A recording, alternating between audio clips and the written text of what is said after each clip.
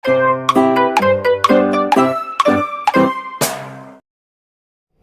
In আছামিজৰ অন্য এটা ভিডিঅ'লৈ আপোনালোকক স্বাগতম। ইয়াৰ আগৰ দুটা ভিডিঅ'ত আমি CBSE দশম শ্ৰেণীৰ যিসকল ছাত্ৰ ছাত্ৰীৰ ইনফৰমেশ্যন টেকন'লজি বিষয়টো আছে তেওঁলোকৰ সুবিধা হোৱাকৈ ইলেক্ট্ৰনিক স্প্ৰেডশ্বীটত কিদৰে কনচলিডেটিং ডাটা কৰিব পাৰি আৰু ছাব টোটেল উলিয়াব পাৰি তাৰ বিষয়ে আলোচনা কৰিছিলোঁ। যদিহে বৰ্তমানলৈকে ভিডিঅ'কেইটা চোৱা নাই তেনেহ'লে ডেছক্ৰিপশ্যনত তাৰ লিংক দিয়া আছে, তাৰ পৰা ভিডিঅ'কেইটা চাব পাৰিব। আজি আমি গ'ল চিক কিদৰে কৰিব পাৰি তাৰ বিষয়ে আলোচনা কৰিম। গতিকে ভিডিঅ'টি আৰম্ভ কৰাৰ আগতে এটা অনুৰোধ, যদিহে বৰ্তমানলৈকে চেনেলটো ছাবস্ক্ৰাইব কৰা নাই তেনেহ'লে ছাবস্ক্ৰাইব কৰি ল'ব আৰু লগতে কাষত থকা বেল আইকনটো ক্লিক কৰি নটিফিকেশ্যন অল চিলেক্ট কৰি ল'ব। এতিয়া আহক ভিডিঅ'টি আৰম্ভ কৰোঁ। গ'ল চিক বুজাবৰ বাবে ইতিমধ্যে মই এখন ৱৰ্কশ্বিটত এজন ছাত্ৰই ইংলিছ আৰু IT বিষয় দুটাত তিনিটা পৰীক্ষাত মুঠতে কিমান নম্বৰ পাইছে তাক মই ইনচাৰ্ট কৰি লৈছোঁ। গতিকে ইংলিছ ছাবজেক্টটোত প্ৰি মিডত পাইছে 87, মিড টাৰ্মত পাইছে 91, পোষ্ট মিডত পাইছে 85। এনুৱেল এক্সামৰ মাৰ্ক আমি ইনচাৰ্ট কৰা নাই, আমি পাৰ্চেণ্টেজ আমি কেলকুলেট কৰিব লাগে। ধৰি ল'লোঁ ছাত্ৰজনে ভাবিছে যে মনতে তেওঁ গোটেই 4টা পৰীক্ষাত মুঠতে ইংৰাজী বিষয়টোত 90% তেওঁ পাবৰ ইচ্ছা আছে। গতিকে 90% মাৰ্কছ পাবলৈ হ'লে এনুৱেল এক্সামত তেওঁৰ মাৰ্কছ কিমান হ'ব লাগিব তাক উলিয়াবৰ বাবে গ'ল চিক কৰিব লাগিব। গতিকে প্ৰথমতে আমি কি কৰিব লাগিব, পাৰ্চেণ্টেজ কেলকুলেট কৰি ল'ব লাগিব।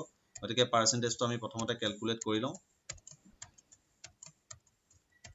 C7 চেলটো আমি ল'ব লাগিব, যিহেতু C7ত এনুৱেল এক্সামৰ মাৰ্কছ থাকিব। গতিকে C7 চেলটো আমি কনচিডাৰ কৰিব লাগিব। তাৰপিছত আমি ডিভাইডেড বাই 400 ইনটু 100 কৰিম। দেখিলোঁ যে আমাৰ পাৰ্চেণ্টেজ ওলাইছে, পাৰ্চেণ্টেজটো অকণমান কম দেখুৱাইছে, যিহেতু এনুৱেল এক্সামৰ মাৰ্কছটো এতিয়া 0 বুলি গণ্য কৰা হৈছে। গতিকে পাৰ্চেণ্টেজটো আমি অকণমান কম দেখিছোঁ। গতিকে এতিয়া ছাত্ৰজনে যিহেতু মনতে ভাবিছে যে ইংৰাজী বিষয়ত তেওঁৰ মুঠ পাৰ্চেণ্টেজ 90 হ'ব লাগে। গতিকে আমি গ'ল চিক কৰিব লাগিব। গ'ল চিক কৰিবৰ বাবে টুলছত ক্লিক কৰিম। টুলছত ক্লিক কৰাৰ পাছত আমি গ'ল চিক অপশ্যনত ক্লিক কৰিব লাগিব। এতিয়া ফৰ্মুলা চেলটো আমাৰ চিলেক্ট কৰিব লাগিব। ইতিমধ্যে আমাৰ C9 চিলেক্ট হৈ আছে, কৰিব লগা নাই। গতিকে টাৰ্গেট ভেলু টেক্সট বক্সত ক্লিক কৰিম। এতিয়া তেওঁ মনতে ভাবিছে যে 90% তেওঁ পাবৰ ইচ্ছা আছে ইংৰাজী বিষয়ত। গতিকে 90 আমি ইয়াত ইনচাৰ্ট কৰিম। ভেৰিয়েবল চেল যিটো টেক্সট বক্স আছে আমি তাত ক্লিক কৰিম। ক্লিক কৰি আমি এনুৱেল এক্সামৰ মাৰ্কছ ইংৰাজী বিষয়টো যিটো চেলত আহিব তাক আমি চিলেক্ট কৰিব লাগিব। তেতিয়া আমাৰ এনুৱেল এক্সামত কিমান মাৰ্কছ পালে তেওঁ পাৰ্চেণ্টেজ 90 হ'ব সেইটো কেলকুলেট হ'ব। এতিয়া আমি অ'কে ক্লিক কৰিম। গতিকে দেখিছে গ'ল check successful, insert result 97 into current cell, yes কৰিম। গতিকে দেখা গ'ল যে এনুৱেল এক্সামত যদি ছাত্ৰজনে 97 মাৰ্কছ পায় তেতিয়াহ'লে তেওঁৰ আটাইকেইটা পৰীক্ষাতে মুঠ পাৰ্চেণ্টেজ হ'ব 90। ঠিক একেদৰে আমি IT বিষয়টোৰ বাবেও গ'ল চিক কৰিব পাৰোঁ। ধৰি ল'লোঁ IT বিষয়টোত ছাত্ৰজনে মনতে ভাবিছে যে তেওঁ 92% পাব ইচ্ছা আছে। গতিকে 92% পাবলৈ হ'লে এনুৱেল এক্সামত তেওঁ মাৰ্কছ কিমান হ'ব লাগিব তাক উলিয়াব লাগে। তাৰ কাৰণে আমি ইয়াত আগৰ দৰে পাৰ্চেণ্টেজ কেলকুলেট কৰিম।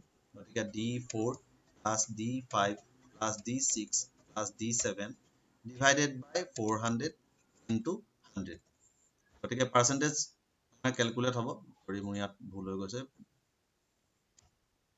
পাৰ্চেণ্টেজ কেলকুলেট হ'ব, দেখা পালে 69.25% হৈ আছে। এতিয়া আমাৰ এনুৱেল এক্সামৰ মাৰ্কছ কিমান হ'লে তেওঁ মুঠ পাৰ্চেণ্টেজ 92 হ'ব তাক আমি উলিয়াব লাগে। তাৰ কাৰণে পুনৰ আমি টুলছ মেনুত ক্লিক কৰিম, গ'ল চিকত ক্লিক কৰিম। ইতিমধ্যে আমাৰ ফৰ্মুলা চেলটো চিলেক্ট হৈ আছে।